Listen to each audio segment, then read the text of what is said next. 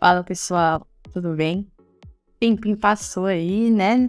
Indiano, tava tendo que focar em tirar algumas certificações também, tinha faculdade também, bastante coisa pegando aí.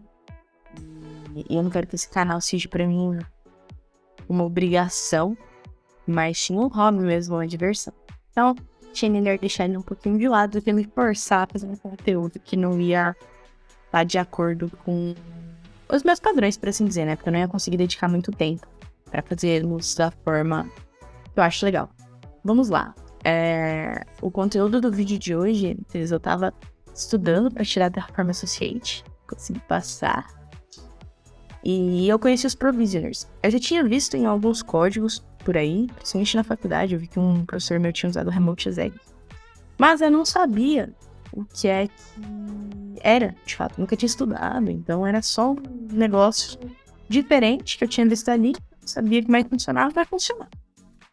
E aí acabei estudando a prova, e eu achei um uso bem legal, pelo menos pro meu cenário, onde a gente acaba fazendo deployment de vários servidores, né, na web servers, então qualquer APIzinha hoje em dia vai estar exposta, né, na web. Então, eu achei muito interessante usar esse Provisioner para fazer teste de validação. Então, eu jogo um curl lá, dou um greco para receber algum resultado que é esperado, que aquela API exponha. Então, eu já testo o endpoint direto, já valida tudo que está por baixo, né? Não só a máquina virtual. Eu achei bem legal. No vídeo, eu vou trazer bem rapidinho o que é Provisioners, pontos de atenção, quando usar, quando não usar, e aí eu vou pra parte prática, tá bom? Então, eu espero que vocês curtam. O formato desse vídeo, ele vai ter um slide, mas cara, são slides bem rápidos, são 7 slides com prints, e aí a gente já vai pra tela lá do Visual Code, pro terminal, pra ver na prática como é que cada um desses provisioners funcionam. Então, vamos lá. Alguns itens que eu vou trazer aqui pra vocês: como executar scripts dentro do Terraform, como validar um deployment de web servers, você visualizar a execução de script remoto. E também são os pontos de atenção. Introdução. O Terraform ele usa arquivos de configuração para definir a infraestrutura, e aí com os provisioners você consegue fazer alguns scripts e algumas execuções adicionais relacionadas àquela infraestrutura que você fez o deployment, tá? Então, é o pluszinho que tem os pontos de atenção. E aí os pontos de atenção são, eu gosto de ressaltar muito isso, porque ele é muito ressaltado pela própria HashiCorp, tá? A HashiCorp, ela indica o uso de provisioner somente em último caso, tá bom? Tem até essa observação aqui gigante em todas as documentações dos provisioners, tá? Por que isso? Porque o Terraform basicamente é uma forma fácil de você se comunicar com as APIs de diversos lugares. E aí, quando você usa um script direto e foge de toda essa lógica de programação que já tem dentro dos binários do Terraform e dos providers, você joga lixo toda a inteligência do Terraform. Então, assim, use-o somente em últimos casos.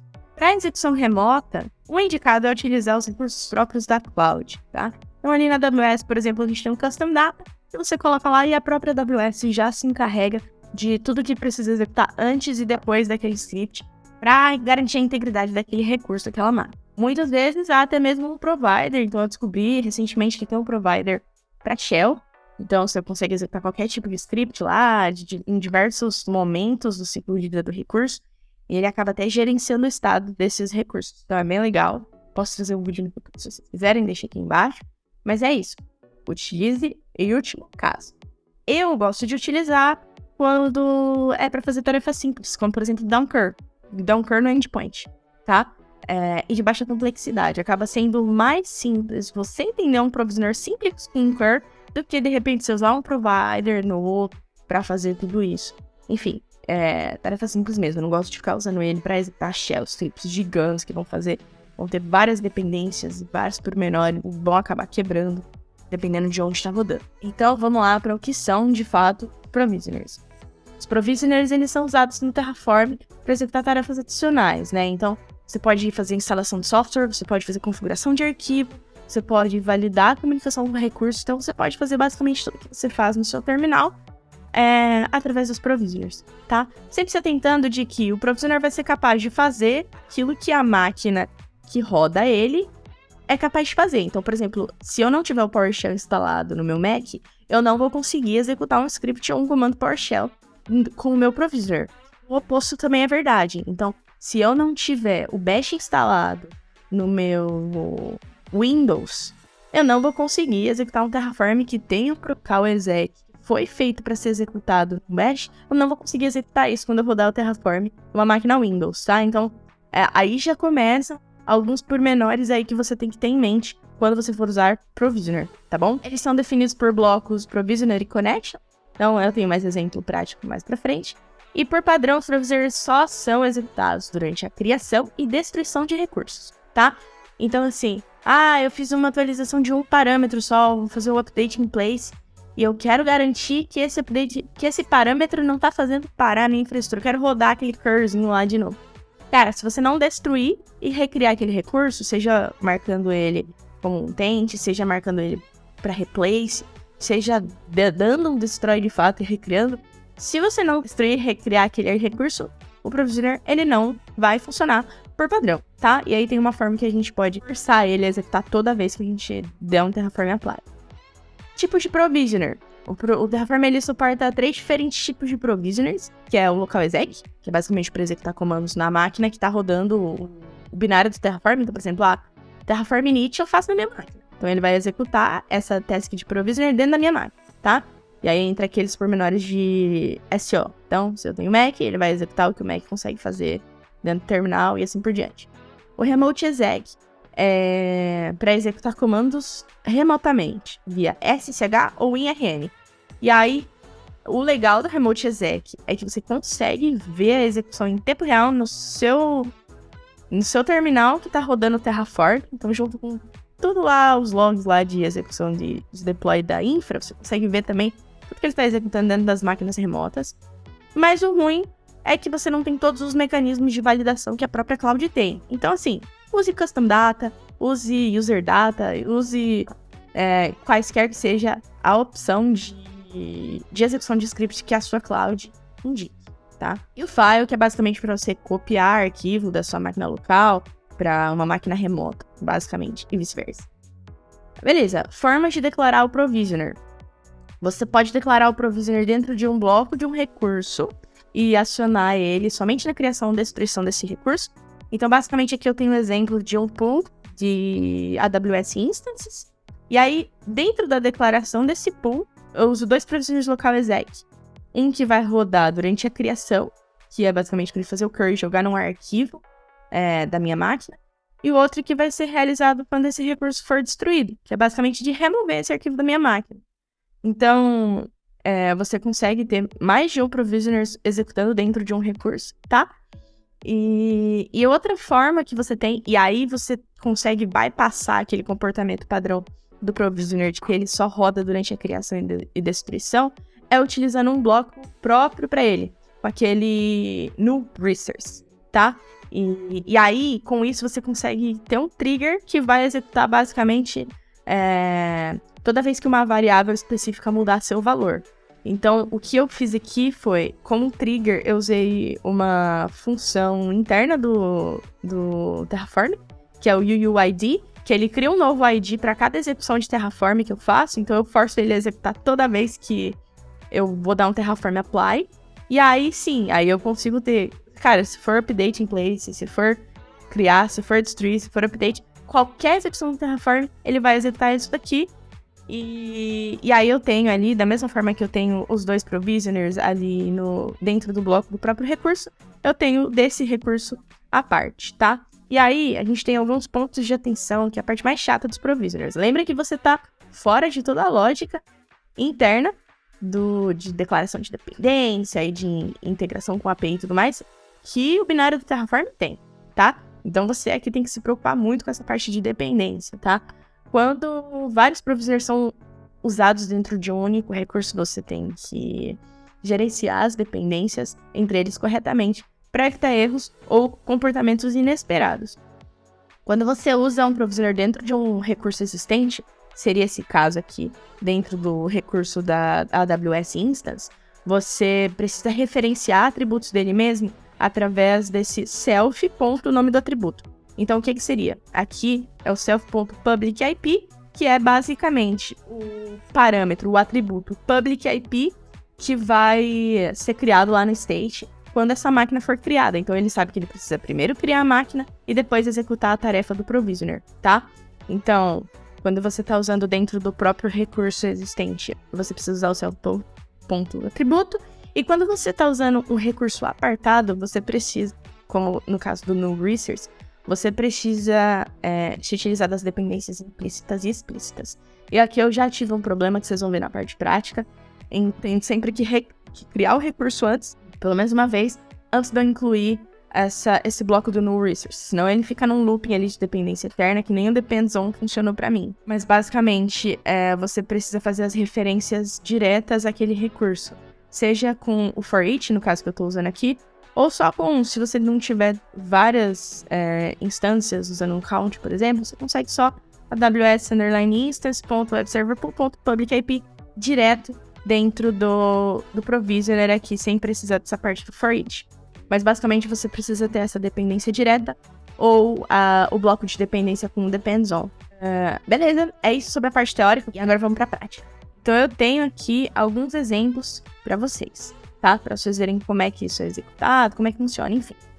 O primeiro exemplo é você usando o remote exec.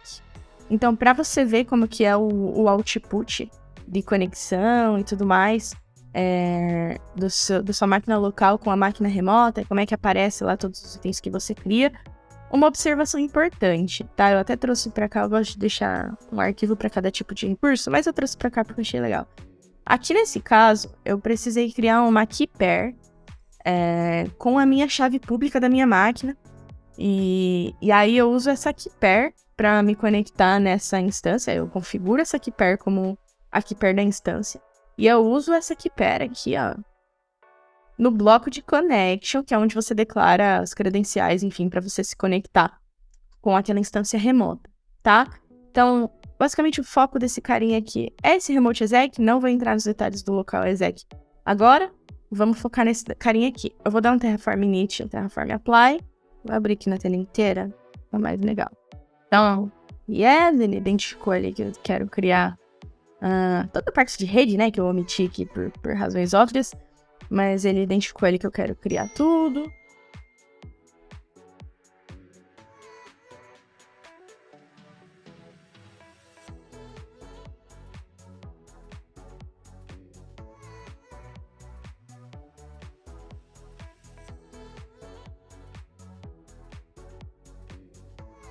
Tá criando ali as 4 máquinas que eu declarei aqui no count. Então, aqui vai começar o output legal do remote exec. Ó, ele começa a tentar se conectar. Então, ele fica lá tentando bater no SSH até que a instância esteja pronta para atender o SSH. E aí, quando está, ele começa a executar os scripts. Então, você consegue ver, de fato, em tempo real, qual estágio que ele está dentro de cada máquina. Ó. Ele vai mostrando aqui o output de diversas máquinas. Do 1, do 3. Pronto, ele acabou aqui a execução do script, instalou ali tudo que precisava, enfim. Mas basicamente esse é o diferencial do remote exec no meu ponto de vista, tá? Que você consegue ver o que você está criando ali, o que está executando, se deu erro, se não deu, enfim. Aí ele já traz aqui todos os IPs. E aí no local exec, lembra que ele faz um curl para testar a conectividade com aquelas máquinas? Aí eu jogo aqui para um arquivo test web server e aqui está o teste. Então ele já bateu direto lá em cada um desses web servers e já trouxe o resultado que está lá. Então, se eu entrar aqui nessa máquina aqui, é exatamente isso que eu vou ver lá no navegador. Então ele já garante para mim que toda a parte de rede, tudo que deve estar funcionando para o web server estar no ar, está funcionando. Ó. Ele trouxe exatamente isso daqui, só que como texto. E já testa os 4 de uma vez. Cara, isso aqui é muito bom, tá? Beleza, esse é um dos exemplos, o exemplo com o remote exec. E esse aqui, que do meu ponto de vista é de fato o melhor dos mundos, porque ele usa o Custom Data, onde o Custom Data precisa ser usado, e ele deixa um recurso apartado para execução do script para que ele execute isso sempre que o apply for implementado, para que de fato, primeiro que ele não fique preso em um único recurso. Então, sempre que eu tiver qualquer alteração, seja de rede ou seja na instância, ele vai forçar a executar esse recurso. Quanto se for um simples update in place, que em tese não deveria fazer trigger desse provisioner, tá? O único problema desse carinha aqui é que eu sempre preciso criar os recursos que ele depende, principalmente a máquina virtual, na verdade, porque ele não consegue achar o valor do IP aqui para rodar e ele não entende que ele precisa rodar isso depois. Eu sempre preciso rodar com esse bloco comentado para que a parte de baixo funcione. Então vamos lá, Terraform Apply, para ele criar as instâncias, identificar os IPs ali.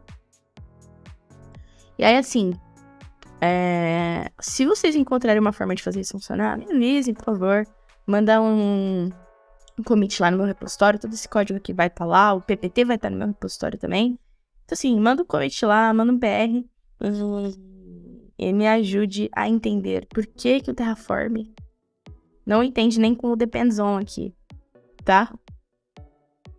Vou ficar muito grato.